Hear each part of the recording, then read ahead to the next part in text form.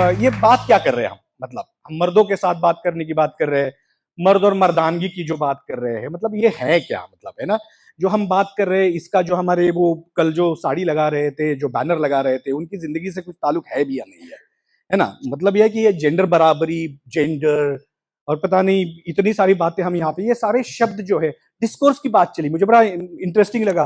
विमर्श नहीं, विचार विमर्श की बात सुबह के सत्रों में चली थी। तो डिस्कोर्स को शायद हिंदी में विमर्श कहते हैं, यही मैं पकड़ पाया। मेरे लिए डिस्कोर्स का मतलब है कि जब भी हमारी बोलचाल की भाषा में कोई आता है ना, अगर मैं आपको, जो युवा है यहाँ पर, अगर मैं आपको पूछूं कि आपका डिस्कोर्स क्या, मतलब आपके रोजमर्रा की सभी लोग बात करते हैं, ऐसी बात क्या चल रही है आज युवाओं की, ग्वालियर में, मध्य प्रदेश में, देश में, मतलब क्या डिस्कोर्स है युवाओं का? स्नैपचैट, आई मीन वो तो मीडियम रहे, लेकिन विषय क्या रहे? पठान, आई मीन समझने के लिए, क्योंकि वो बड़े बड़े शब्द जो है ना, कई बार बड़े फैशनेबल हो जाते हैं कहना, है ना, काफी फैशनेबल लगता है ना कोई ऐसे, देखो मतलब हम जो जिस तरह का काम मैं करता हूं संस्थागत, तो ये बड़ा फैशनेबल होता है कि मुश्किल वाली बातों को बोलते रहो, है ना।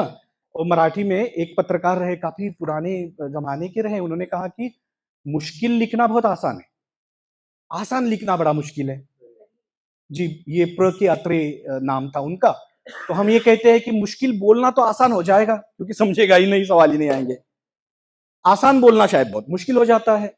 और सैद्धांतिक रूप मुद्दों को जो हम किताबों में पढ़ते हैं ना शब्द, उनको ना बड़ी आसान रूप से बात में लाना शायद एक मुश्किल काम होता है।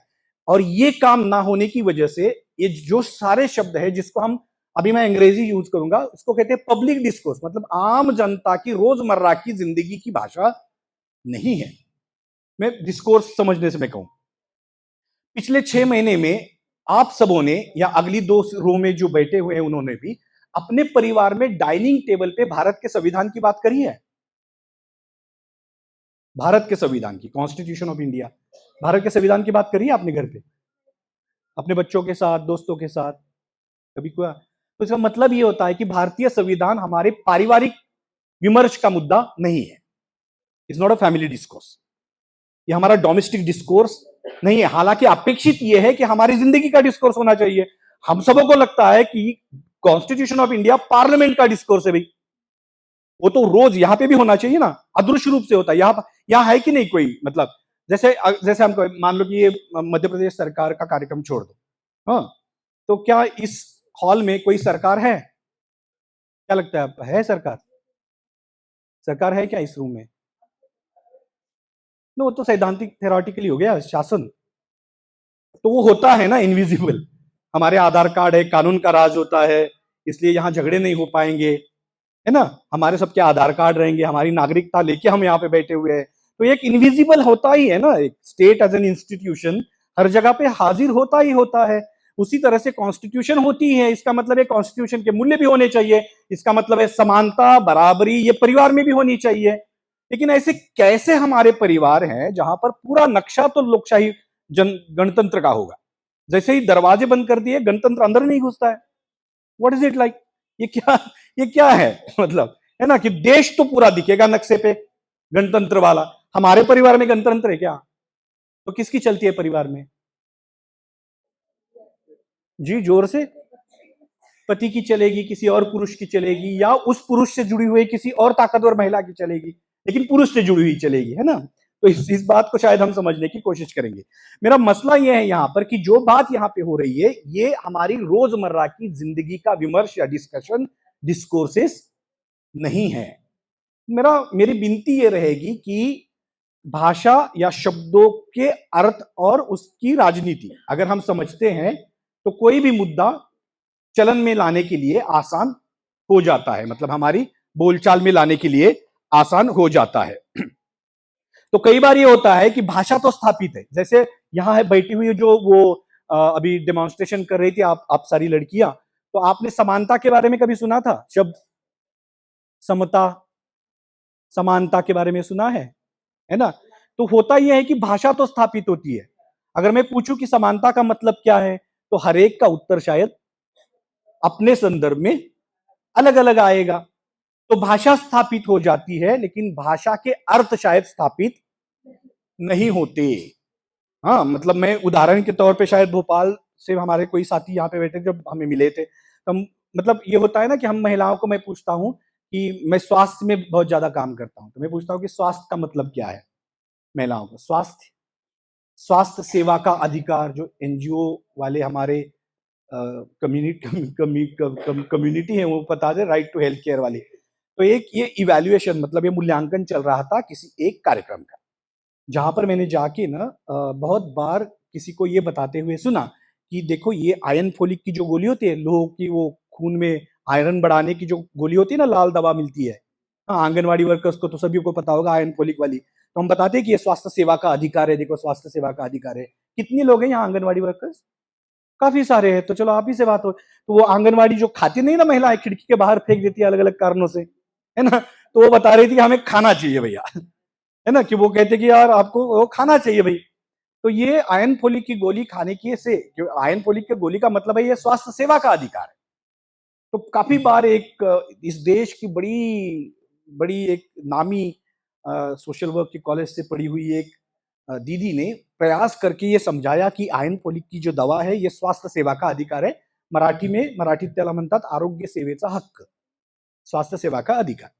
तो मैंने पूछा कि स्वास्थ्य का मतलब क्या है, तो ये सेमी लिटरेट, मतलब कोई चौथी पढ़ी है, कोई सातवीं पढ़ी है, हमारी जो महिलाएं थी गांव की, महाराष्ट्र की, तो उन्होंने कहा कि एक तो शुरुआती बोलती नहीं है औरतें, हम सबको पता है तुरंत ना, तो थोड़ी खिचक खिचक, मेरी मराठी वाली पुणे नहीं है, वो तो क्या कहते हैं वो शुद्ध जो सो कॉल्ड शुद्ध वाली जो भाषा होती है ना, वो नहीं है मेरे पास मराठी। तो मैं गांव से आता हूँ और पुणे में बसा हुआ हूँ, तो वो पुणे अगर आपको पता है, वो बड़ा कल्चरल हेजिमोनी, मतलब वो बहुत दबंगता है भाषा को लेके वहां पर। तो ना वो लोग मुझसे जल्दी कनेक्ट कर पाते हैं मराठी की वजह से, क्योंकि मेरी वैसे जैसे आप कहेंगे गाँव वाली या देहाती मराठी है। तो औरतें कहने लगी भाई कि स्वास्थ्य का मतलब देखो ये है कि मराठी में वो मजा है। उसने कहा कि किसी को मराठी समझती है थोड़ी बहुत, कहती कि आमचं म्हातारा 80 वर्षाचं है, मतलब हमारा बूढ़ा 80 साल का है, रोज शराब पीता है, एक बार भी अस्पताल में नहीं लेके गए, ऐसा स्वास्थ्य होना चाहिए। नाउ देखिएगा, स्वास्थ्य शब्द तो स्थापित है, स्वास्थ्य का अर्थ जो वर्ल्ड हेल्थ ऑर्गेनाइजेशन को अपेक्षित है, not merely absence of disease फलाना फलाना, वो तो है नहीं। तो शब्द स्थापित है, शब्द का अर्थ स्थापित नहीं है। तो आप देखिएगा प्रयोग करके, हाँ, आप लोगों को पूछिए स्वास्थ्य का मतलब क्या है, आपको कुछ ना कुछ जवाब तो आ ही जाएगा, जरूरी नहीं कि वो अर्थ स्थापित हुआ हो। तो भाषा को लेके ना काफी दिक्कतें हैं। जो भाषा हम उपयोग करते हैं, जेंडर, मर्दानगी, मर्द, मेन, मैस्कुलिनिटी, जरूरी नहीं कि इसका वो बाहर ऑटो रिक्शा चलाने वाला या कोई मजदूर वहां पे काम कर रहा है, या कोई प्रोफेसर भी काम कर रहा है, या कोई डॉक्टर भी काम कर रहा है, तो उसको ये भाषा समझ में आती होगी। क्योंकि व्यवहार को लेके जो भाषा है रोजमर्रा की जिंदगी में जो हमें उपयोग में आती है, वही तो हम सीखते हैं। तो एक किताबी सैद्धांतिक भाषा शायद हम तक पहुंचती नहीं है, डिस्कोर्स नहीं बन पाता है। दूसरा मुद्दा यह है कि भाषा का अर्थ स्थापित होता है। हाँ जी, अर्थ तो स्थापित है, लेकिन उसकी राजनीति स्थापित नहीं होती।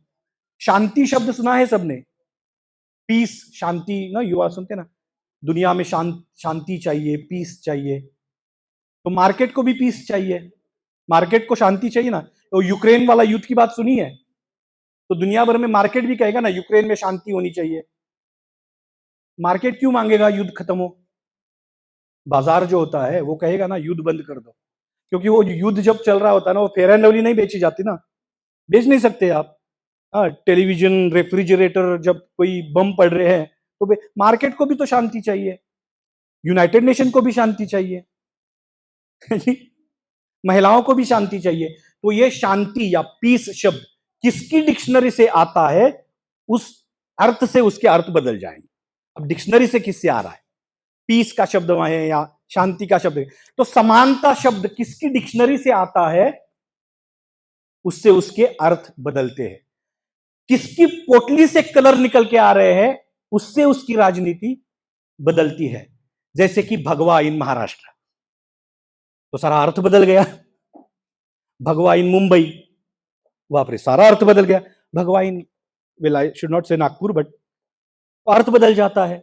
मैं अफगानिस्तान में कुछ काम कर रहा था, महिला आंदोलन के साथ वहां पे मोर्चा निकला था, और 85 ही महिलाएं थी और 2000 सैनिक यहां वहां थे उनके साथ, और सबों ने भगवा पहन के रखा था क्योंकि वो वहां का शांति का रंग है। तो उन्हें फोटो खींच लिए सारे। तो मैंने कहा आप किसी को सोशल मीडिया पे मत डालो मेरा फोटो। तो उन्होंने कहा व्हाट्सएप ये दिक्कत क्या है? तो मैंने कहा हमारे यहाँ इसके अर्थ बहुत अलग है भाई।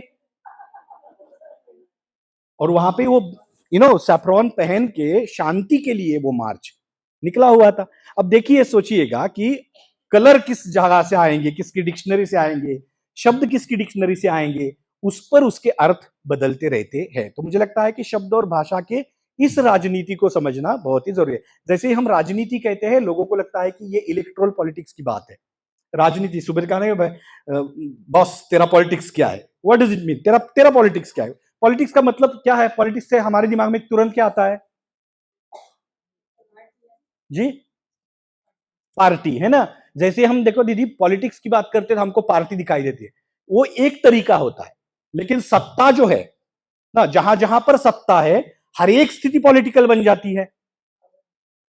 पावर जहां जहां पर भी है, तो पावर केवल इलेक्शन से आती है क्या दीदी? इलेक्शन से ही पावर सत्ता आती है क्या? वो नहीं आती है। देखो सफेद दाढ़ी से आती है, अच्छी अंग्रेजी झाड़ने से सत्ता आती है, किस ब्रांड के कपड़े पहनते हो उससे आती है कि नहीं? अब लड़कों में बताओ कौन सी ब्रांड का बाइक सबसे ज्यादा कीमती है? Sorry, KTM. हाँ जी। और कोई स्कूटी चला रहा हो तो ठीक ठाक है। हाँ, तो मतलब आप कौन से ब्रांड की गाड़ी चलाते हो, कौन से ब्रांड के कपड़े पहनते हो, उससे भी तो सत्ता आती है। तो इसका मतलब है कि जिस तरह से स्टेट इनविजिबल है, सत्ता भी इनविजिबल है, वो रहती ही है। कोई अगर हमको मूर्ख बनाएगा कि हम सत्ता पैरेलल, सत्ता शून्य स्थिति में रहेंगे, ऐसे नहीं होता है। सत्ता तो होती है, सत्ता का चलन अच्छा या बुरा हो सकता है, सत्ता तो है ही। हम सत्ता शून्य या सत्ताहीन स्थिति में कभी भी नहीं रहती। आसान से उदाहरण ले ले, उम्र की सत्ता होती है कि नहीं होती है? हाँ, वो मेरा बहुत पॉपुलर एनालॉजी है। आप ठीक से बैठे, आप तो ये देखो सत्ता काम कर गई, है ना। I am sorry. हाँ, ये बड़ा एनालॉजी काम कर जाता है ना, कि समझ में नहीं आता है कि यार यहाँ अब मेरे पास कहां से भाई सत्ता आ गई, ये बताने के लिए आप ठीक से बैठो। मैं होता कौन हूं आपको बताने वाला? ठीक बैठो। हमको लगता है कि हम सत्ता शून्य स्थिति में है, हम सत्ता शून्य स्थिति में नहीं रहते। सत्ता का चलन अच्छा या बुरा हो सकता है ना, संवेदनशील हो सकता है या असंवेदनशील हो सकता है। सत्ता का उपयोग या तो ज्यादा सत्ता लेने के लिए किया जा सकता है या नहीं किया जा सकता है ना। तो मुझे लगता है कि सत्ता अपने आप में कोई नकारात्मक शब्द नहीं है।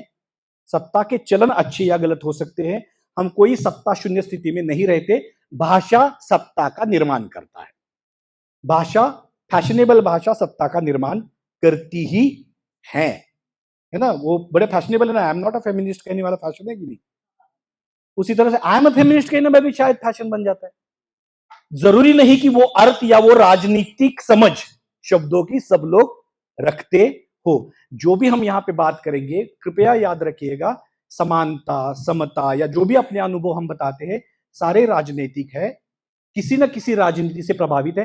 ग्वालियर में कितनी औरतें जमकर ऐसे आलस देती है, आलस पब्लिक स्पेस में देती है। आपने कभी दिया है पब्लिक ट्रेन में, बस स्टैंड पे खड़े रह के आलस दिया है कभी? नहीं? क्यों नहीं दिया? मर्द देते हैं तो निजी मामला नहीं है ना, कुछ तो गड़बड़ है इसमें। खुजली करना कितना प्राइवेट है ना, खुजाना यहां वहां कितना पर्सनल है ना। औरतें खुजा पाती है, मर्दों को देखो जाके, मैं देख रहा था बाहर कहां कहां हाथ डाल के खुजा रहे। खुजली करना कोई पर्सनल मामला नहीं है भाई, ये बड़ा पॉलिटिकल मामला है।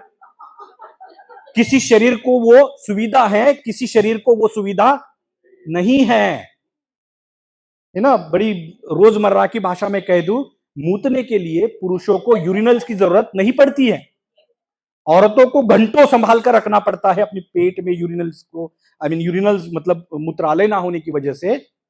ये कोई निजी मामला नहीं है, यही पॉलिटिक्स है कि एक शरीर को कहीं पर भी खड़े रहने की आजादी है और एक बदन को वो आजादी नहीं है। यही तो राजनीति है, और ये पितृसत्ता की राजनीति है कि किसी शरीर को आजादी है, किसी शरीर को आजादी नहीं है। Nothing is personal.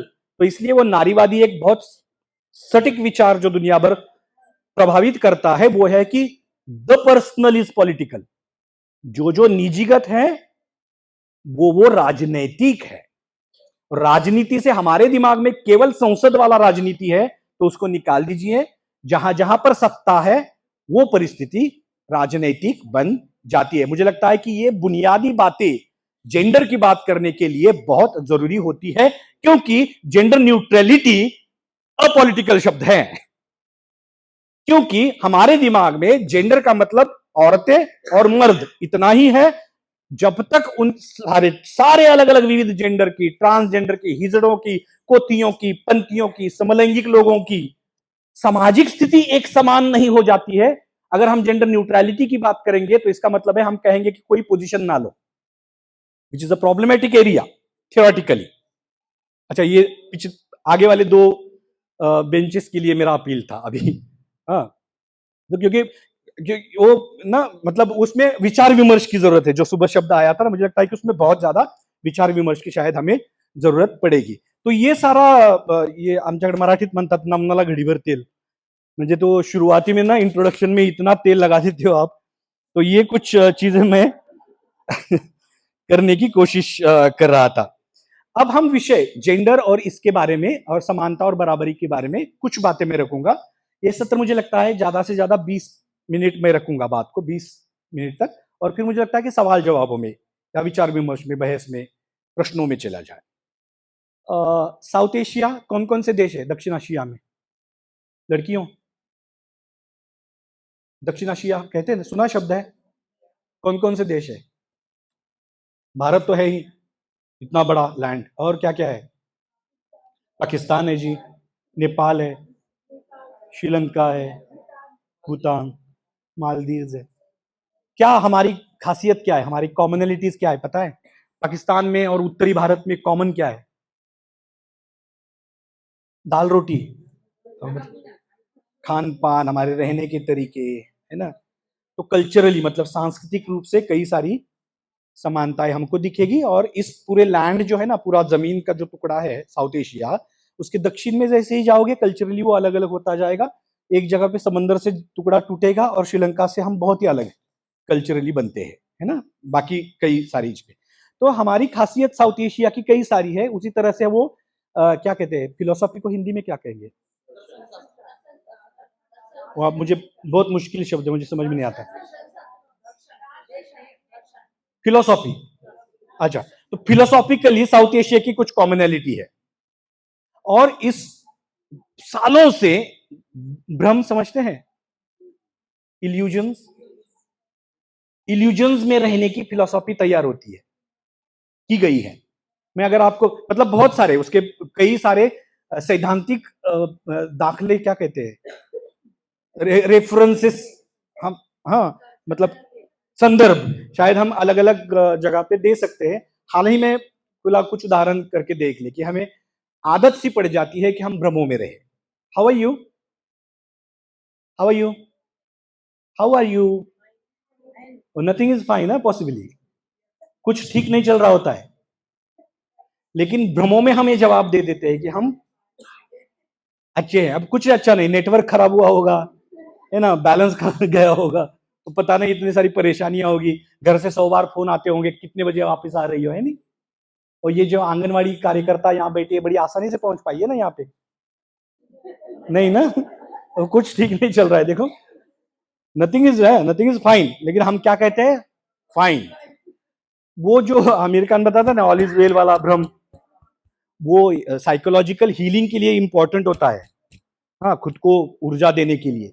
लेकिन जब हम ये तत्व सामाजिक अन्याय के लिए यूज करते हैं ना, वो प्रॉब्लमेटिक बन जाता। आप जाति मानते हैं? एक जोर से आवाज आई बढ़िया जी, बाकी सबके दिमाग में आता है नहीं जी। हाँ जी वही, क्योंकि जैसे ही हम पूछेंगे कि डू यू फॉलो कास्ट, कई सारे लोगों के दिमाग में पहले तो मुंडी ऐसे ही लेगी। ये भ्रम है, ऐसे लगता है कि जाति खत्म हो गई है, लेकिन सब तो जाति में है। शादियां जाति में होगी, परिवार जाति में होंगे, जीजाजी जाति में होंगे, लेन देन व्यवहार बिजनेसेस जाति में चलते हैं। तो हम जाति नहीं मानते, ये भ्रम तैयार होता है ना। तो कृपया ये रखें कि जैसे ही हम समानता के बारे में बात करने लगते हैं, अब हम मर्दों के बारे में विशेषकर, क्योंकि मेरे अनुभव बहुत ज्यादा मर्दों के साथ काम करने के हैं, कई महिलाओं के, ट्रांस व्यक्तियों के भी दिमाग में ये भ्रम वहम हो सकते हैं। जैसे ही हम बराबरी की बात करते हैं, और खास करके जेंडर तो शब्द उपयोग में नहीं है, जैसे हम मर्द और औरत के बीच में बराबरी, जेंडर, जेंडर के सारे कैनवास, ट्रांसजेंडर के सारे शेड्स, ये बिल्कुल बिल्कुल भी लोगों के डिस्कोर्स का हिस्सा नहीं है। लोग मर्द और औरत के बराबरी की बात तक आपस में बात कर लेते हैं। तो जैसे ही आप मर्दों को पूछो कि क्या समाज में महिलाओं की स्थिति के बारे में आपको क्या लगता है, तो क्या जवाब आता होगा?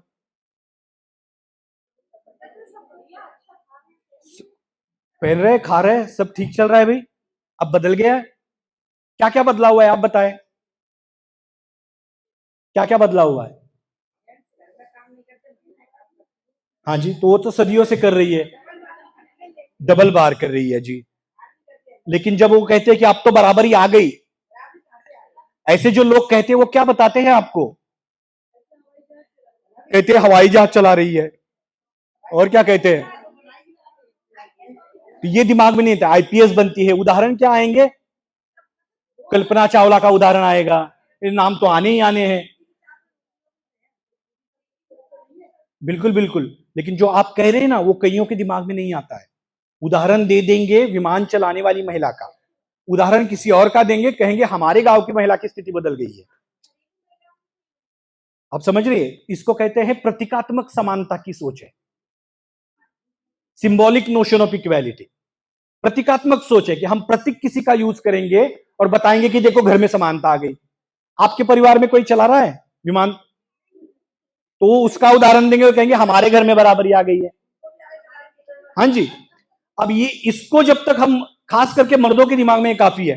सुबह यहां आरक्षण की बात चल रही थी, 33%। आपको पता है महाराष्ट्र के लोकल सेल्फ गवर्नमेंट में, खास करके पंचायतों में, नगर पालिकाओं में, महानगर पालिकाओं में, जिला परिषदों में 50% आरक्षण है महिलाओं का। आपको पता है महाराष्ट्र वाली बात? 50% है। और सबको पता है कि उन 50% चुनकर आने वाली महिलाओं का काम कौन संभालता है? उनके पति संभालते हैं। यहां पे भी ये हो सकता है। तो ये जब तक लोगों के दिमाग में संख्यात्मक समानता का भ्रम है ना, लोग ये आर्ग्यूमेंट देते रहेंगे। संख्यात्मक समानता का भ्रम, जिनको अंग्रेजी चाहिए वो numeric notion of equality, number notion of equality. ऐसे लगता है कि संख्या बराबर, ये क्या कहते हैं आप उसे, सेक्स रेशियो को हिंदी में क्या कहते हैं? लिंगानुपात। लिंगानुपात की क्या समस्या है भाई? कैसे बताओगे लिंगानुपात की समस्या का? कैसे डिस्कस, कैसे? 1000 में इतनी है, मान लो कि 950 है, मान लो, पकड़ लो। हाँ, मेरे पास आंकड़े नहीं है ग्वालियर के, मध्य प्रदेश के, लेकिन मान लो कि कम है, आप कह रहे। अच्छा मान लो कि, अच्छा जो भी है, मान लो कि ये 2021 की जनगणना में वो 1000 में 1000 पैदा हो गई। मान लो कि ये आंकड़ा बराबर हो गया, अब उसकी जिंदगी में क्या बदलाव आएगा?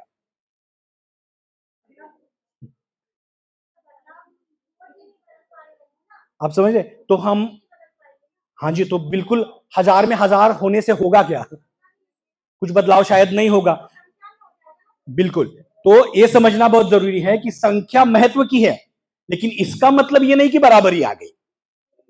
सिंबल्स इंपॉर्टेंट है, विमान चलाने वाली महिला इंपॉर्टेंट है क्योंकि वो किसी को प्रेरित करेगी, लेकिन बराबरी सवाल करना होगा। संख्या बराबर होना जरूरी है, लेकिन बराबरी सवाल करना होगा। कई बार होता है हमारी, मैं एक एनजीओ चलाता हूँ, इवैल्यूएशन करने जाता हूँ ना, एक बहुत बड़ा फंड किसी ऑर्गेनाइजेशन ने लिया था, मैं इवैल्यूएशन कर रहा था जी, और जेंडर बराबरी का ये प्रोजेक्ट था। तो इवैल्यूएशन के लिए 20 महिलाएं बुला दी और 4 पुरुष को बुला दिया। हाँ जी, ये गड़बड़ी करते हैं संस्थाएं काफी। तो 20 महिलाओं को बात भी नहीं करने दिए 5 बंदों ने, घंटा भर खुद ही बोलते रहे। जब कोई औरत बोलती तो उसको करेक्ट करता, हाँ हाँ बराबर है, बोलो बोलो दीदी, बोलती रहो, बोलो बोलो, आपको बोलना चाहिए। ऐसे क्यों? उन्होंने ठेका लेके रखा हुआ है प्रोत्साहित करने का, सत्ता संबंध तो बदला नहीं। संख्या बराबर होने से चीजें बदलती नहीं है। और एक खास करके पुरुष ये काउंटर करेंगे जब भी बराबरी की बात आएगी, तो कहेंगे कि अब पहले जैसे नहीं रहा, क्योंकि सारे काम, सारी योजनाएं, सारे कानून महिला के पक्ष में है। कहेंगे सुना है कभी? होता है ये बात? तो कहते कि महिलाओं के पक्ष में होता है, ऐसे आपको लगता है? अच्छा, अब देखो कानून को लेके उदाहरण के तौर पे इसको ना, ये जो भ्रम होता है कैसे निकाला जाए, ये आपको ये घरेलू हिंसा वाला कानून पता है? घरेलू हिंसा वाला पता है? अच्छा, कुछ लोग इसको वीडियो रिकॉर्ड भी कर रहे हैं ना? अच्छा, थोड़ी देर के लिए रिकॉर्ड रख देंगे, थोड़ी देर के लिए। बात ये है कुल मिला के कि ये इस तरह के भ्रम जब तक हमारे भी दिमाग से नहीं जाएंगे ना, जब तक हम भी बोलेंगे कि देखो कल्पना चावला भी कर सकती है, मेरी फूफी कर सकती है क्या, ये सवाल होता है। क्या उसको मौका मिलेगा, ये सवाल होता है। हमें मिलने वाले मौके, हमारी जाति, हमारा आर्थिक वर्ग, हमारी रहने की जगह, हमारा शहर, हमारा गांव, हमारा राज्य, हमारा पता नहीं दुनिया भर के मुद्दों पर तय होगा ये मौका विमान उड़ाने का किसको मिलेगा या किसको नहीं मिलेगा। समानता और गैर बराबरी का मसला इतना आसान नहीं है, क्योंकि गैर बराबरी की पूरी दुनिया होती है। हम केवल मर्द और औरत के गैर बराबरी की बात कर रहे हैं। मर्द और औरत की गैर बराबरी और समानता का मुद्दा जाति आधारित भी बदलेगा, वर्ग आधारित बदलेगा, रहने की जगह के आधार पर बदलते रहेगा। इसलिए बड़ा कॉम्प्लेक्स है, इसके बड़े आसान सॉल्यूशन नहीं बनाए जा सकते। कल से मर्द, चपाती बेलने वाला मर्द औरत को पीटता भी है, तो हम चपाती बेलने वाले मर्दों की बड़ी वाह करने लगे। देखो भैया वो खाना भी बनाते, खाना बनाए तो गाली भी तो देता है। तो ये सिंपल इंडिकेटर जो है ना, सिंप्लीफिकेशन, सरलता, सरलीकरण, सिंप्लीफिकेशन जो है, सरलीकरण जो है मसलों का, तो जरूरी है। मतलब हम कहें कि बड़ा चलो मर्द खाना बना रहे हैं, तो वो उनका एडमिशन है बराबरी के कोर्स का, वो उनका ग्रेजुएशन नहीं है। हम एडमिशन पे ही खुश हुए जा रहे हैं भाई। अब देखो छिलके निकाल के दे रहे, करते हैं ना पुरुष, घर में काम करते हैं कि नहीं पुरुष? चिकन बनाते हैं, एक बार चिकन बनाएंगे 2 महीने, क्या चिकन बनाते हैं भाई, कहते हैं ना काफी बार। भिंडी बनाने के लिए बोल दो, तो मेरे दोस्तों को, मर्दों को मैं कह रहा हूं जिनको किचन में घुसना है, भैया भिंडी बनाना सीख दो, तो चिकन मटन तो कोई बना दे, उसमें क्या मजा है। सो हमें देखना पड़ेगा ये कि किस तरह से हम बहुत सतही लेवल पे बराबरी को लाके अपॉलिटिकल कर देते हैं। अपॉलिटिकल से मतलब है कि कैसे इसको गैर राजनीतिक बना देते हैं मुद्दा समानता की। जैसे खाना वाना बना दिया तो बच्चों को संभाल लिया तो समानता आ गई। अब बच्चों को मर्द कैसे संभालते हैं पता है? संभालते तो है ना बच्चों को, वो मुंह दिया तो ऐसे माँ को पकड़ो पकड़ो पकड़ो पकड़ो, टट्टी कर दिया पकड़ो पकड़ो पकड़ो पकड़ो क्योंकि वो नर्चरिंग का काम है, सफाई का काम है, गीला लगता है, चिपका चिपका लगता है धोने में, वो तो नहीं करेंगे। तो मुझे सिर्फ मेरी अपील ये है, ये सिंबोलिज्म जो है ना बराबरी का, कैसे हिंदी में कहेंगे, कोई मुझे मदद की जरूरत होगी। ये जो प्रतीकात्मक बदलाव की जो हम बात कर रहे हैं ना, मर्दों के साथ जब काम करने की बात करते हैं, तो उसको हमें चैलेंज करना होगा, उसको हमें शायद बदलना ही पड़ेगा। हाँ जी, बिल्कुल बिल्कुल बदलना ही होगा, चैलेंज ही करना होगा।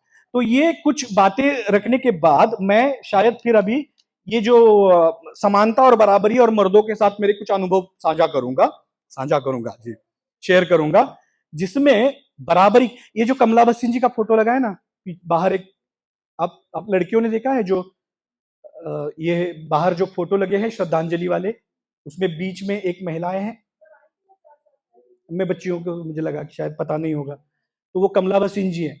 तो उन्होंने ना उन्होंने एक जगह पे लिखा था और बोला था, और उसके बाद कई सारे उसके मटेरियल्स बने कि men of quality are not afraid of equality. हाँ, ये जो कोट है उनका कि men of quality are not afraid of equality, इसका मतलब है जो गुणवत्ता भरे मर्द हैं वो बराबरी से नहीं डरते। तो जैसे ही, हाँ, men of quality are not afraid of equalities, हर कोट। तो क्या मतलब है? मेरा अनुभव ये बताता है कि जैसे ही हम मर्दों को, आप मेरे सारे अवतार मतलब क्या है, देख के आपको पता चला कुछ मीडिया वीडिया भी करता होगा, आपने कहा कल की शायद ये कोई कला वाला करता होगा ना, तो कुछ डॉक्यूमेंट्रीज वगैरह बनाते हैं। तो राह चलते मर्दों को हमने पूछा कि क्या आपको बराबरी से डर लगता है? तो शुरुआती में तो मर्दों ने कहा कि नहीं लगता है, नहीं लगता है, पॉलिटिकल करेक्टनेस तो है। तो हमने पूछा कि भाई क्या क्या बदल सकता है? तो आपको पता है 14 इंटरव्यूज हुए हैं आज तक, 8 मर्दों ने यह जवाब दिया है कि मान लो सही में बराबरी आ गई तो वो शायद किसी के साथ भाग जाएगी।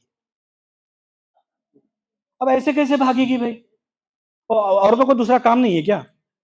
वो बराबरी आ गई, किसी का हाथ पकड़ लिया, भागे।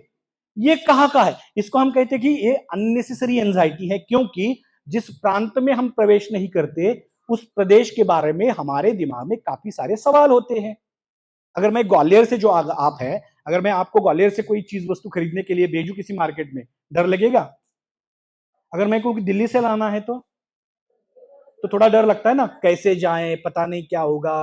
अब मेरे एक दोस्त है यूपी में, उत्तर प्रदेश में, किसी ट्रेनिंग की वजह से मिले थे, वो बॉम्बे नहीं गए हैं 25 साल से। बचपन में उनके पिताजी ले गए थे। मैंने उनको पूछा क्यों नहीं जाते हो भाई, तो उन्होंने कहा आनंद जी वहां पे ना पॉकेट मारते हैं लोग। अब ये इमेज कहां से पैदा हुआ है? उस डर की वजह से वो जा नहीं रहे हैं। कल हम यहाँ पे सत्र देख रहे थे, कितनी सारी महिलाएं, लड़कियां घूम रही थी, है ना? वो आप घूमने की बात जो कर रही थी, मोबिलिटी की बात कर रही थी। और जिस प्रांत में हम जाते हैं हम तैयार रहते हैं ना, तैयारी करते हैं, लेकिन वो जो झिझक जो है ना जाने में, वो तो रहेगी ही रहेगी। कई सारे मर्दों ने समानता के प्रांत में कभी अनुभव नहीं किया हुआ है, तो समझ में नहीं आता है बराबरी से क्या होगा। तो ये उटपटांग वाले डर दिमाग में बैठे हुए हैं कि वो किसी के साथ भाग जाएगी, या तुरंत से आपको बोला जाएगा फिर परिवार का क्या होगा। जरा खुरे दो परिवार का क्या होगा, तो बात यहां तक आती है कि फिर मेरे खाना कौन देगा, मुझे गर्म पानी कौन देगा, मेरी सहूलतों का क्या होगा। तो यकीनन इक्वालिटी से, बराबरी की सोच से मर्दों को डर लगता है, क्योंकि उन्हें यह डर है कि हमारी सुविधाएं, सहूलतें शायद खत्म न हो जाए। इसका मतलब यह है कि आज की दुनिया में हमें जिंदगी में सहूलतें मिलती है, ये हम मानते हैं, और वो सहूलतें जाने से डरने की वजह से कई सारे पुरुष जो हैं वो बराबरी की बात के लिए टेबल पर बैठने के लिए तैयार नहीं होते। उसके पहले ही वो इतना हल्ला गुल्ला मचा देंगे तो कहा जाएगी आप तो घर तोड़ रही है, आप तो मर्द के खिलाफ है। तो आपको बार बार ये बताना पड़ता है कि you are not a man basher. हाँ, क्यों जरूरत पड़ती है बताने की? क्योंकि वो डिफेंस में चले जाते हैं ना कई सारे पुरुष, खास करके औरत से। आपको पता है दुनिया भर में मेल जेंडर ट्रेनर, ये जाति कहां से पैदा हुई? इसीलिए पैदा हुई क्योंकि वो औरत से जेंडर बराबरी सुन नहीं रहे थे। जैसे ही कोई महिला बराबरी के बारे में बात करने के लिए खड़ी हो जाए, पुरुष सुनते नहीं थे। इसलिए कुछ पुरुषों को ट्रेन करना पड़ा, और इसमें वो इनिशिएटिव जो था कमला जी ने जो लिया था ना, कि कुछ पुरुषों को तो आ जाओ भैया। मैंने शुरुआत की थी ना, ये हमारी सोच नहीं थी, ये हमारी खुद की अनुभूति नहीं थी। हमें नारीवादी महिलाओं ने यह सिखाया कि गैर बराबरी के बारे में बात करने से आपकी जिंदगी खुश हो जाएगी भैया। ये तो हमें पीपल के पेड़ के बुद्धा की तरह ज्ञान नहीं हुआ था, ये मैं बात को रख रहा था। तो मुझे लगता है कि हालांकि ऐसे नहीं होना चाहिए, स्ट्रैटेजिकली ठीक है कि मर्द मर्दों के साथ मर्दानगी के मुद्दे पे बात करे, लेकिन बराबरी की बात को लेके मर्दों के दिल दिमाग में डर है। अब ये डर क्यों है? क्योंकि सहूलतें हैं। सहूलतें क्यों हैं? क्योंकि कुछ एक व्यवस्था है पितृसत्ता वाली। अब ये पितृसत्ता का लेक्चर तो यहां पे हम नहीं करेंगे, मर्दानगी वाली बात को हम समझेंगे, क्योंकि जो हमारा सामाजिकरण, सामाजिकरण शब्द समझते हैं? सामाजिकरण मतलब बच्चे को अगर शादी में ले जा रहे हो तो हम क्या बताते हैं बच्चों को? ठीक से रहो, और क्या क्या बताते हैं? नमस्ते करो, पैर छुओ, जो भी है ना? तो किसी जगह जाने के लिए जो मन की तैयारी करते हैं ना, सिंपल शब्दों में हम कहें उसका एक तरह से तैयारी हो रहा है कि शादी मंडप में आपको कैसे बर्ताव करना है। उसी तरह से हम लड़कों को और लड़कियों को दुनिया में किस तरह से बर्ताव करना है उसकी शिक्षा मिलती है कि नहीं मिलती है? हाँ जी। अब हाँ जी बोलिए। जैसे लड़के को क्या समझाते हैं?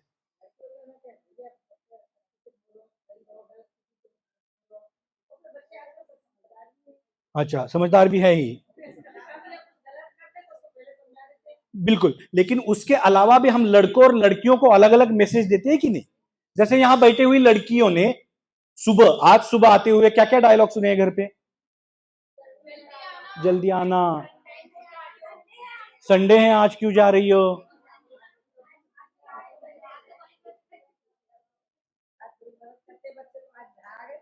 है ना? तो बात यह है कि ये समाजीकरण जिसे कहते हैं समाज में कैसे रहे, यह जो बताते हैं ना, उसको एक शब्द है किताबी जिसको कहते हैं जेंडर सोशलाइजेशन। तो एक कभी किसी को अगर ये किताब हिंदी में पता नहीं, मराठी में तो आई हुई है, द सेकेंड सेक्स का, जिनका नाम है, जिनको अगर याद है तो रखिएगा, सिमोन द बुआ। हाँ जी, उन्होंने द सेकेंड सेक्स किताब लिखी थी। किताब तो बड़ी है, लेकिन उसमें से एक सेंट्रल आर्ग्यूमेंट क्या है उनका कि लड़कियां, स्त्रियां पैदा नहीं होती, उनको बनाया जाता है क्या? उपेक्षिता नाम से है? अच्छा, तो वो कहते हैं कि स्त्रियां पैदा नहीं होती, उनको बनाया जाता है। और कमला जी कहती थी मर्द भी पैदा नहीं होते, उनको बनाया जाता है। मर्दों को भी तो बनाया जाता है। तो जो बनाने का तरीका है ना समाज में, वो पितृसत्ताक है। और पितृसत्ता मर्दानगी की परिभाषा बनाता है। इसलिए हमें मर्दानगी की परिभाषा को बात कर, देखिए, मर्दों को चपाती बेलने से अगर पितृसत्ता का कोई नुकसान नहीं होगा तो चपाती बनाने में कोई मतलब नहीं है। हमारे दिमाग में उस व्यवस्था को चैलेंज करना होगा पितृसत्ता के, ना कि मर्दों को कुकिंग स्किल सिखाना। और कई सारी जगह पर समानता का मतलब जब नैरो डाउन करके चपाती बेलने तक आ जाता है ना, वो प्रॉब्लमेटिक बन जाता है। अगर दिमाग में पितृसत्ता को चैलेंज करना नहीं होगा, वो सिंबलिज्म लाता है।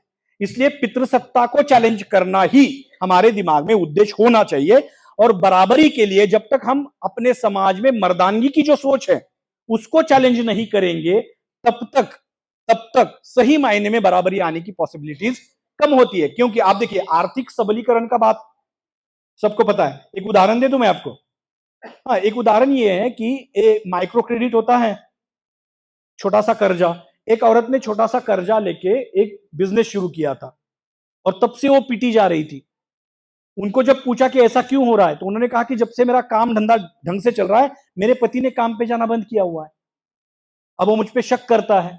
अब मुझे बताइए, आंगनवाड़ी कार्यकर्ता रहना और घर के बाहर कदम रखना आसान है क्या? क्या दिक्कतें क्या है?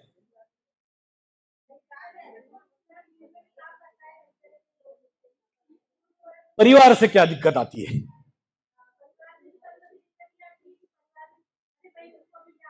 अभी जाना है, क्यों जाना है, इतनी देर क्यों लगेगी, है ना? तो मतलब ये होता है कि जितनी दुनिया भर की औरतों का ये मसला है कि जैसे ही वो घर के बाहर कदम रखेगी, सबसे पहले वो शक का सामना करना शुरू करती है ना? तो ये सबलीकरण या एम्पावर जो होते हैं ना महिलाएं, वो तब तक वो उस एम्पावरमेंट या सबलीकरण का, सशक्तिकरण का पूरी तरह से ऑप्टिमली वो अपनी जिंदगी में नहीं ला पाएगी जब तक उनके जो काउंटर है, उनकी जिंदगी के जो पुरुष है, उनके साथ जब तक हम बात नहीं करेंगे, जब तक उनकी तैयारी नहीं करेंगे कि इस समानता के माहौल को वो स्वीकारे। अब जो बराबरी नहीं आएगी, जैसे कि इतनी सारी महिलाएं समाज में काम करती है, अब मान लो एक लड़की सीख गई, उसका प्रमोशन चांद पे होता है क्या? वो तो यही काम करेगी। हाँ, जैसे ये डिफेंस सीख गई लड़कियां, वो चांद पे नहीं जाएगी, वो यही रहेगी। सो विच मीन्स कि हमें ये देखना होगा कि जब तक हम मर्दानगी की परिभाषाओं को नहीं चैलेंज करेंगे, तब तक हम बराबरी की बात शायद नहीं कर सकते। तो लास्ट मुद्दा ये होगा कि मर्दानगी से हम क्या मतलब रखते हैं। मेन, मैस्कुलिन, मैस्कुलिनिटी अंग्रेजी में, मर्द पुरुष, मर्द मर्दाना, मर्दानगी, ऐसे शब्दों का चलन है। अगर मैं पूछूं, वो जॉन अब्राहम पता है सबको? तो जॉन अब्राहम एक जन्मता पुरुष है, हमें कोई दिक्कत है? हमें कोई दिक्कत नहीं। जॉन अब्राहम सिक्स पैक पुरुष है, हमें कोई मतलब है? तो फिर हमें दिक्कत क्या है सिक्स पैक से? जॉन अब्राहम पुरुष है, हमें कोई दिक्कत नहीं है। जॉन अब्राहम के सिक्स पैक है, हमें कोई दिक्कत नहीं है।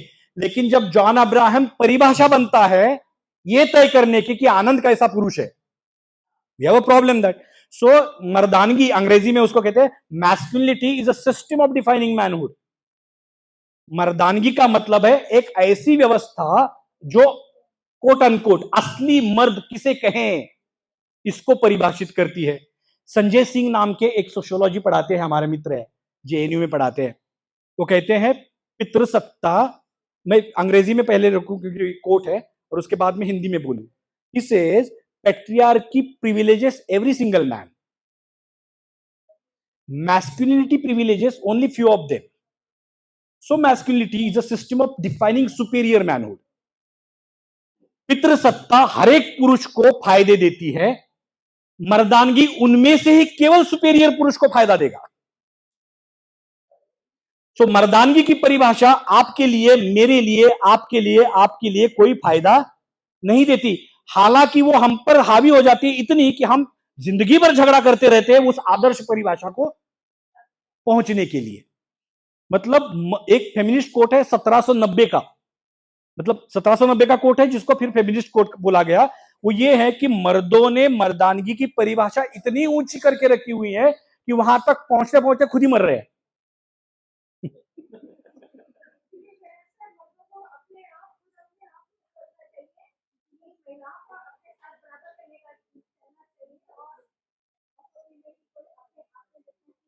बिल्कुल जी, सबको सबको समझना होगा और मर्दों की ओर जिम्मा ज्यादा बनता है क्योंकि जिसके पास ज्यादा सत्ता है उनको पहल करनी पड़ेगी। आज समाज में जिनके पास सत्ता ज्यादा है उनको समानता के लिए पहल करनी पड़ेगी, है ना। हमारे यहाँ एक गांव के में उदाहरण दिया था, इस जो आप बोल रहे हैं उसी तरह से। उन्होंने कहा कि सर आपके जेब में शेंगदाना भरा है। शेंगदाना समझते हैं, मूंगफली। तो कहीं औरतें तो मांग मांग के थक गई, शेंगदाना दे दो, शेंगदाना दे दो। आप हमको बता रहे हो को युद्ध करो, क्रांति करो, लड़ो, शेंगदाना गिर जाएगा, तुम्हारा जेब फटेगा, हमको नुकसान होगा, बेहतर है कि आप ही निकाल दो भाई। यही तंत्र है ना, आपके पास सत्ता है तो सत्ता को दे दो, छोड़ दो प्रिविलेजेस ना। ये तरीका हो सकता है बराबरी का। हम लोगों को कहते हैं कि चलो बराबरी के लिए झगड़ा कर दो, तो ये प्राथमिक रिस्पॉन्सिबिलिटी बनती है, पूरी नहीं जो आप कह रहे। लेकिन मेरा कहने का मतलब ये था कि मैस्कुलिनिटी सभी मर्दों को प्रिविलेज नहीं देती, उनमें से कुछ मर्दों को वो प्रिविलेज करती है। Is a system of defining superior manhood. अब मर्दानगी की समझ क्या केवल मर्दों के दिमाग में है? So everything linked with masculinity is not linked with man. मर्दानगी का शब्द का अर्थ यह नहीं है कि मर्दानगी शब्द केवल मर्दों से जुड़ा हुआ है। मर्दानगी एक अवधारणा है जो मेरे दिमाग में रह सकती है, आपके दिमाग में भी रह सकती है, किसी ट्रांस के दिमाग में भी रह सकती है। तो कोई फर्क नहीं पड़ता है कि शरीर कौन सा है, क्योंकि ये कैरी करने वाला दिमाग किसी भी जेंडर का हो सकता है। इसलिए पुरुषों के साथ काम करना और पुरुषों के पुरुषत्व पे काम करना, मर्दों के साथ काम करना और मर्दानगी के समझ पर काम करना, दोनों अलग बातें हैं। Working with men, working on masculinities are different things. क्योंकि मर्दानगी की परिभाषा हमारे क्या कहें इतिहास से भी बनी आती है, कलर से बनी आती है, किस तरह के बाइक चलाते हो उससे आती है, किस तरह का खाना खाते हो उससे जुड़ी हुई होती है। ये पूरा सिस्टम है डिफाइन करने का कि सुपीरियर मैन किसे कहते हैं। और सुपीरियरिटी मर्दानगी की जो रोजमर्रा की जिंदगी में हम पाते हैं वो रिस्क से जुड़ी हुई है, परफॉर्मेंस से जुड़ी है और वायलेंस से। ये कल मैं देख रहा था एक रॉन्ग साइड से टू व्हीलर चलाते हुए ग्वालियर में एक बंदा, रिस्क टेकिंग। तो मर्दों को यह समझना होगा कि ये जो हम जोखिम उठाते हैं उस जोखिम के कई सारे कॉस्ट उनको देने पड़ते हैं। आपको पता है इस देश में सुसाइड करने वाले मर्दों की संख्या ज्यादा है, आत्महत्या करने में मर्दों की संख्या ज्यादा है, क्योंकि वो रोना पसंद नहीं करते, मरना पसंद करते हैं। मेंटल हेल्थ के इश्यूज में मर्द आगे नहीं आते हैं क्योंकि वो रोना पसंद नहीं करते। एक क्वालिटेटिव रिसर्च मैं कर रहा था, मर्दों से पूछ रहा था कि क्या आप रोते हो, तो मैं कभी कभार रोते हैं। कब रोते हैं? दारू पीता हूं तब रोता हूं। अपनी भावनाओं को व्यक्त करने के लिए एक टॉक्सिन की जरूरत होती है, आप समझ रहे हैं। तो मर्द अपनी भावनाओं को जो व्यक्त नहीं करते हैं उसके पीछे जो उनका सामाजिकीकरण का कारण है उसकी वजह से, क्योंकि मर्दाना तो उसे नहीं कहा जाएगा, है ना। अगर वो रोता है अपनी भावनाओं को व्यक्त करता है तो मर्दों को समझना होगा कि वो अलग अलग तरह की कॉस्ट पे करते हैं, रिस्क। आपको लोनावाला पता है, वो आती क्या खंडाला वाला गाने वाला, है ना। वहां पे एक पानी का बड़ा सा रिजर्वायर है, उसको बुशी डैम कहते हैं, और बॉम्बे और पुणे के बीच में है वो। तो बारिश के दिनों में ना युवा आ जाते हैं वहां। 2018 से लेके लोनावाला पुलिस स्टेशन के आंकड़े बताते हैं कि डूबकर मरने वाले युवा लड़कों की संख्या ज्यादा है, लड़कियां डूबती नहीं है, लड़के डूब के मर रहे हैं। क्योंकि जरा यहां वहां दिख रहे ना, जोर से वो चैलेंज लेंगे, पानी में छलांग लगा देते हैं, मर जाते हैं। सो रिस्क जो होता है, वो जोखिम जो होता है, इसी तरह वो स्वास्थ्य का रिस्क उठाते हैं। एक से ज्यादा संबंध बनाएंगे, असुरक्षित संबंध बनाएंगे, स्वास्थ्य की रिस्क लेंगे। वो कानून रिस्क लेते हैं, सड़क चलते झगड़ा कर लेते हैं, भयंकर दारू पी के अपने लिवर खराब कर देते हैं। तो रिस्क टेकिंग मर्दानगी का एक चलन माना जाता है इस पेट्रियार्कल संस्कृति में, क्योंकि उन्हें सुपीरियर हैं ये बताना है। अगर कोई लड़का कहेगा कि मैं 80 के स्पीड से गाड़ी चलाता हूं, सामने वाला क्या बताता है उसको? मैं तो 100 से चलाता हूं बताएगा। ये परफॉर्मेंस है जो हमारे पास नहीं हो। ज्यादा चढ़कर 5 बीघा जमीन है, शादी के मार्केट में 8 बीघा बताएगा, 30,000 सैलरी है, 40-50 हजार बताएंगे। पुरुष पैदा इसलिए हुए हैं कि वो फेंकते रहे, हाँकते रहे।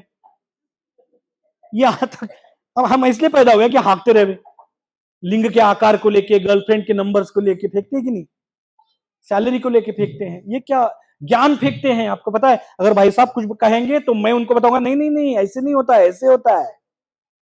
आप मर्दों के डायलॉग सुनो, आई एम सॉरी, बहुत प्राइवेट बातें मैं रख रहा हूं सामने, है ना। आप चौराहे पे जाके, चाय की टपरी पे जाके, बस स्टैंड पे जाके मर्दों की बातें सुने। आप एक प्रयोग करिएगा, अपने पुरुष मित्र को या साथी को जाकर बताएगा वो यूक्रेन और रशिया का क्या चल रहा है, क्यों है, कुछ ना कुछ बताएगा। मुझे मालूम नहीं नहीं कहेगा, बता देगा कुछ ना कुछ। भाई कोई पता है फलाना यूरो रशिया, पता नहीं कुछ बोल देगा, उज्बेकिस्तान आ जाएगा बीच में, कजाकिस्तान, दुनिया भर का आ जाएगा, यूएस, पता नहीं। करके देखे। ये जो तनाव कैरी करते हैं ना पुरुष, परफॉर्मेंस वाला, कि ज्ञान भी परफॉर्म करना है, और यही कारण है वो फ्रंट पेज मर्द पढ़ते हैं, अंदर वाला औरत को दे देते हैं ना, क्योंकि वो पॉलिटिक्स बाहर जाकर तो बात करनी है भाई, हमको राजनीति पे बात करनी है, यूक्रेन पे बात करनी है। तो ये तनाव जो कैरी करने का एक मसला है ना, वो उस मर्दानगी की, वो सुपीरियर मर्दानगी की परिभाषा से, तो आपको हमेशा तनाव में है भाई। सुपीरियर ज्ञान चाहिए, सुपीरियर लिंग का आकार चाहिए, सुपीरियर सुंदर औरत चाहिए, सुपीरियर परफॉर्मेंस चाहिए, 8-10 मिनट में होता नहीं, आधा घंटा चाहिए। What is this? तो ये लगातार हमारे मर्द इस तनाव में जीते रहते हैं, जिसका उन्हें अंदाजा ही नहीं कि उसकी कितनी कॉस्ट पे करते हैं। वायलेंस मर्दानगी का एक नगीना, क्या कहते हैं उसको, दागिना, दागिना, आभूषण माना जाता है। जो ज्यादा वायलेंट है वो ज्यादा मर्दाना कहेगा, सुपीरियर में। आपको पता है, बड़ा इंटरेस्टिंग, एक रिसर्च कर रहा था मैं, और ये सरकारी स्कूल है महाराष्ट्र में। तो महाराष्ट्र में ना सारी तस्वीरें लगी होगी, स्कूलों में लगती है ना, तो कौन कौन सी रहेगी, अंदाजा लगाए। स्कूलों में तस्वीरें शिवाजी महाराज की होती है, रानी लक्ष्मी की होती है, महात्मा गांधी की होती है, भगत सिंह होती थी, ज्योतिबा फुले जी की थी। तो देखिए सारे लगे हुए हैं, और हम ऐसे बैठे हुए हैं नीचे, मान लो कि हम नीचे बैठे हुए हैं, तो 8-10 पुरुष बैठे हुए, इसको ये फोकस ग्रुप डिस्कशन कहते हैं। तो मैं उनको प्रोब करते हैं ना, रिसर्च में बार बार सवाल पूछते थे, मैं उनको पूछता, अच्छा आप मर्द शब्द कब यूज करते हैं, अच्छा आप पुरुष शब्द कब यूज करते हैं, अच्छा किसे पुरुष नहीं होता है, अच्छा असली मर्द कौन होता है, अलग अलग सवाल में पूछ रहा हूं। तो एक बंदे ने कहा मैं आपको बताता हूं, वो नीचे बैठे हुए हम 8-10 लोग, तो हम ऐसे मेरी तरह से बैठे हैं और ऊपर तस्वीर है। उसने कहा सारे मर्द होते हैं ना, हाथ ऊपर है, शिवाजी महाराज, सावरकर, तिलक, भगत सिंह, हाथ ऊपर है। सारे मर्द होते हैं ना, वो पुरुष होते हैं। Statement, that's the theory. यही तो थियरी है, बड़ी सिंपल। इज सारे मर्द होते हैं ना, वो पुरुष होते हैं, और सारे पुरुष होते हैं ना, मर्द नहीं होते। आप समझ रहे हैं? तो मर्दानगी एक ऐसी परिभाषा बनाता है सुपीरियर मैन का, जो हर एक मर्द की बात, बस की बात नहीं वहां तक पहुंचना, और वो पहुंचने के लिए वो रिस्क ले रहा है मर्दानगी की, वो परफॉर्मेंस कर रहा है, वो बातें हाके जा रहा है, वो ज्ञान हाके जा रहा है, क्योंकि वो सुपीरियर रखा हुआ है ना डेफिनेशन, वहां तक पहुंचना है। यहां बैठे हुए हर एक पुरुष ने अपनी जिंदगी में कभी ना कभी आईने के सामने ये किया है। ये क्या है? ये हमारी मनीषा है दिली कि हम भी 6 पैक बन जाए, होता तो रेत तो निकल के आती। तो ये जो कमतर की भावना निर्माण होती है ना, सो मर्दानगी की परिभाषा सुपीरियर मैन के साथ साथ सबऑर्डिनेट मैन भी तो तैयार करती है, और ये सबऑर्डिनेट मैन है शायद कॉम्पेंसेट करते हैं अपनी सत्ता को हिंसा से, रिस्क लेके, अपने से कम सत्ता जिस पर है उसको दबा के, तो दिन भर मालिक की गाली खा के आएगा। अब समझिए क्या होता है, क्योंकि वो कॉम्पेंसेट नहीं हो पाता है, because to be a real man you have to be kind of आपको एक जगह पे लेना है। आप जब भी हिंसा की बात सोचेंगे, मर्दानगी की समझ हमको जेंडर असमानता को देखने का एक नजरिया देती है कि क्यों पुरुष इस तरह से व्यवहार करते हैं, क्यों पुरुष। तो इसका मतलब है कि हमें मर्दानगी की जो ये डोमिनेंट आइडियाज है ना, उसको बदलना होगा, उनकी परिभाषाओं को बदलना होगा। हर एक प्रांत में, हर एक जगह पे, हर एक समय पे मर्दानगी की परिभाषाएं बदलती रहती है। और इसलिए जो पुरुष ये सब नहीं करते हैं, जो सिक्स पैक नहीं है, जो रुबाब में नहीं चलते हैं, जो सेक्सुअली परफॉर्म नहीं कर पाते हैं, जो मेरी तरह कुछ जनाना है, उनका मजाक ना उड़ाना भी अपने आप में मर्दानगी की उस डोमिनेंट आइडिया को चैलेंज करना बन जाता है। सिंपली मर्दानगी आज की दशा में, आज की दुनिया में जिस तरह की परिभाषाएं है, वो मर्दों को बहुत बुरी तरह से प्रभावित करती है। बराबरी का फायदा मर्दों को भी मिलेगा, है ना। बराबरी से डरने की जरूरत नहीं है। मतलब मेरे बच्चे मुझे हमेशा बुलाते रहते कि आनंद, कहते हैं मुझे, घर आ जाओ। मेरे बच्चे भागते नहीं है मुझे देख के, डर के चुप नहीं जाते हैं। ये हालात मेरे और मेरे पिताजी के बीच में नहीं थे। तो सबसे बड़ा नुकसान क्या है पुरुषों का? बच्चे डरे रहते हैं, बीवी डरी रहती है। और मेरे पास किस्सा है, हम एक स्लम में, हमारा ऑफिस है पुणे में जी। ये कहीं ना कहीं ये जो बच्चे डरे रहते हैं, बीवी डरी रहती है, ये कहीं ना कहीं आपकी मर्दानगी को सेटिस्फाई नहीं करता। बिल्कुल करता है, लेकिन पुरुषों को यह समझना होगा कि सत्ता स्टैटिक नहीं है, फ्लूइड है। 10 साल का बच्चा है, लाफा लगा दिया, 15 साल का हो गया, डांट दिए, 20 साल का हो गया, मार के दिखा दो, 25 का हो गया, हाथ लगा के दिखा दो, 30 साल का हो गया लड़का, बताओ अभी 35 का हो गया, अब बताओ बाप की सत्ता कब तक रहेगी?